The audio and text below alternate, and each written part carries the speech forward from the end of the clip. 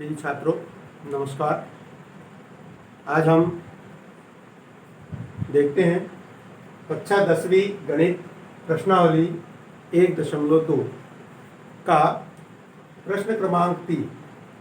ये दिया है, अभाज्य गुणनखंड विधि द्वारा निम्नलिखित पूर्णांकों के एचसीएफ और एलसीएम ज्ञात कीजिए।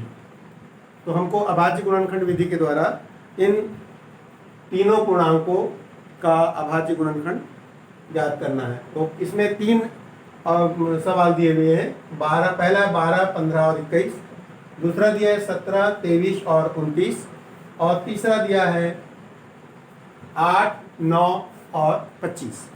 तो सबसे पहले हम 12, 15 और 21 पूर्णांकों का एचसीएफ और एलसीएम ज्ञात करते हैं। तो सबसे पहले नंबर 1 दिया है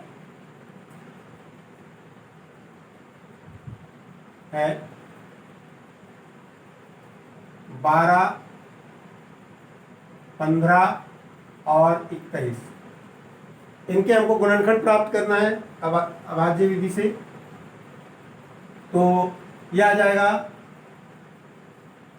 12 का लेते हैं, 12 का गुणनखंड कर लेते हैं। तो 2 से 2 छक 12, फिर 2 से भाग जाएगा, 2 तिया 6, फिर 3 से जाएगा, 3 एकम 3। उसी तरह से 15 का भी कर लेते हैं। 15 का गुणनखंड करते हैं तो आ जाएगा 3 से, 3 5 15, फिर 5 एकम 5, और फिर 21 का देख लीजिए। 21 का भी गुणनखंड कर लेते हैं। तो 3 से आएगा, 3 7 21, और फिर 7 से 7 एकम 7। तो इस तरह तीनों संख्याओं के गुणनखंड हम ज्ञात कर लेते हैं। 12 का गुणनखंड हो जाएगा, प्राप्त हुआ है 2 गुणित 2 गुणित 3। 15 के गुणनखंड प्राप्त हुए हैं 3 गुणित 5, और 21 के गुणनखंड प्राप्त हुए हैं 3 गुणित 7। अब इनमें इनका एचसीएफ ज्ञात करते हैं। अब एचसीएफ में देखिए, यहां पर 12, 15 और 21 का एचसीएफ क्या हो जाएगा? इसको ऐसा लिखेंगे, एचसीएफ 12, 15 और 21। इसका मान कितना होगा? देखिए, तीनों में कौन उभयनिष्ठ है?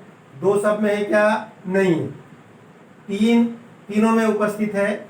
इसलिए इनका जो गुणनखंड होगा ये इस तरह से, 3 उभयनिष्ठ है तीनों में, इसलिए इसका एचसीएफ हो जाएगा 3। उसी तरह से देखेंगे एलसीएम।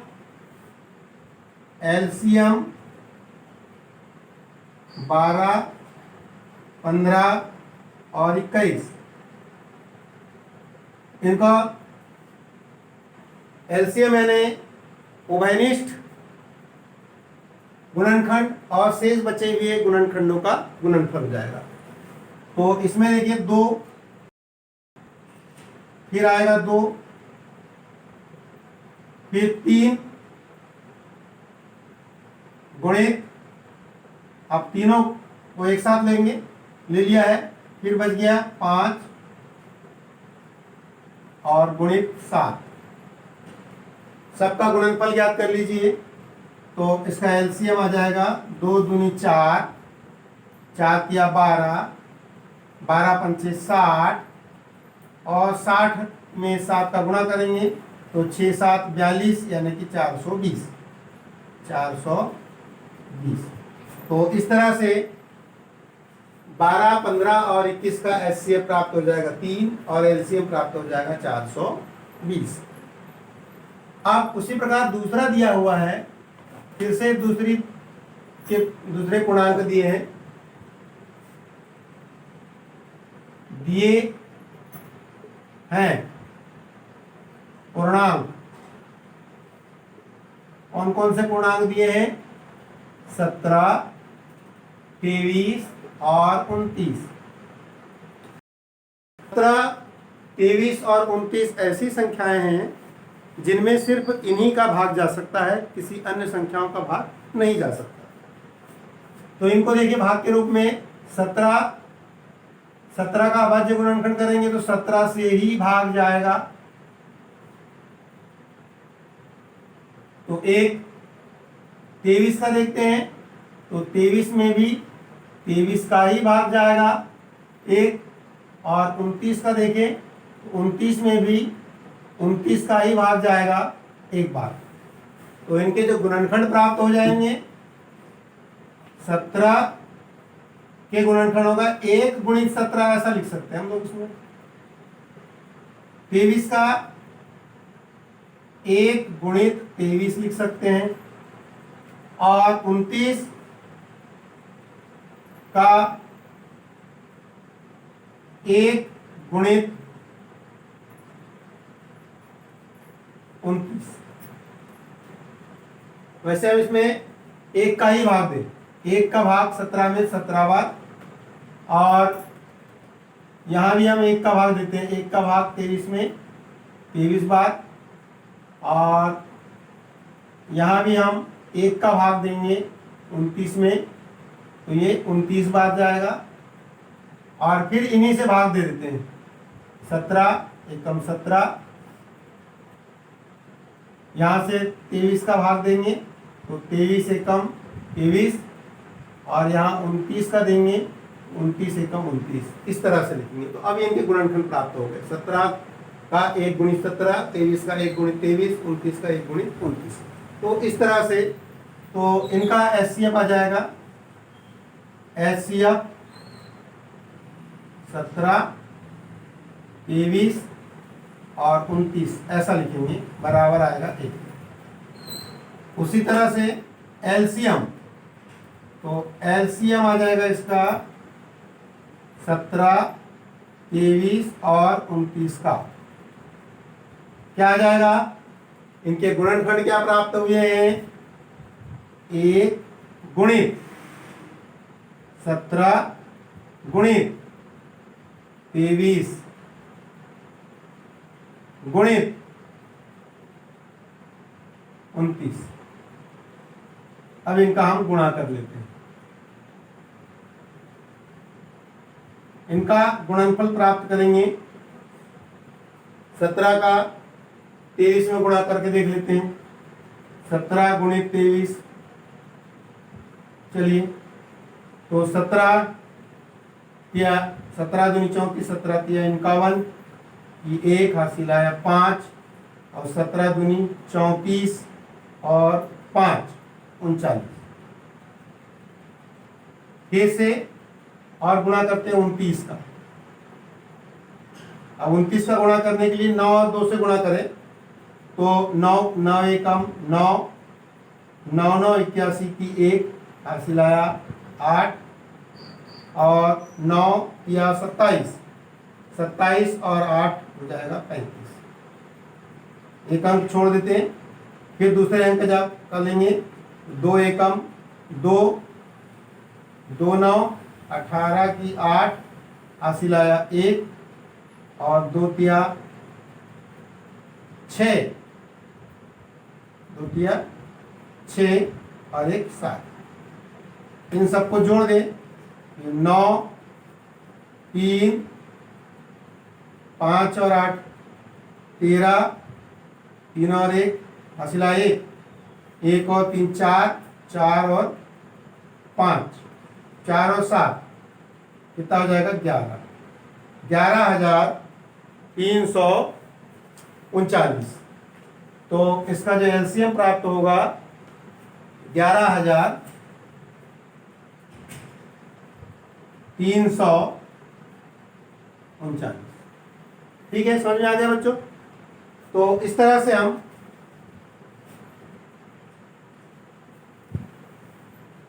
17, 23 और 29 का एलसीएम प्राप्त किए हैं। उसी तरह से तीसरा और दिया है, कौन कौन सी संख्या दिए हैं पूर्णांक है, पूर्णांक कौन कौन से दिए हैं, 8, 9 और 25। इनका गुणनखंड कर लेते हैं। तो 8 का गुणनखंड कर ले, तो 8 का गुणनखंड करेंगे तो 2 से 2 8, फिर 2 से 2 दूनी 4, फिर 2 से 2 एकम 2। 9 का गुणनखंड कर लेते हैं, 3 से जाएगा 3 3 9, 3 से जाएगा 3 एकम 3। 25 का गुणनखंड कर लेते हैं, 25 में किसका भाग जाएगा, 2 का जाएगा क्या, नहीं जाता, 3 का नहीं जाता, 5 का ले लेते हैं, 5 से 5 25 और फिर से 5 का जाएगा तो 5 एकम 5। तो इस तरह से हमें 8 के गुणनखंड प्राप्त होते हैं, 2 गुणित 2 गुणित 2।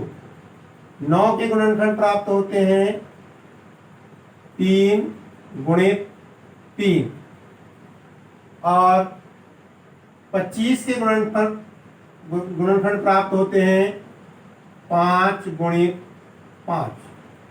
अब आप देखिए इनमें उभयनिष्ठ कोई दिख रहा है, तीनों में उभयनिष्ठ नहीं है। जब उभयनिष्ठ नहीं है तो कम से कम 1 का गुणांक सब में है, तो 1 यहाँ भी लगा सकते हैं, 1 यहाँ भी लगा सकते हैं, 1 बार यहाँ का भी भाग जा सकता है, 1 नहीं भाग जा सकता। तो इस तरह से यदि हम इनका HCF देखें तो HCF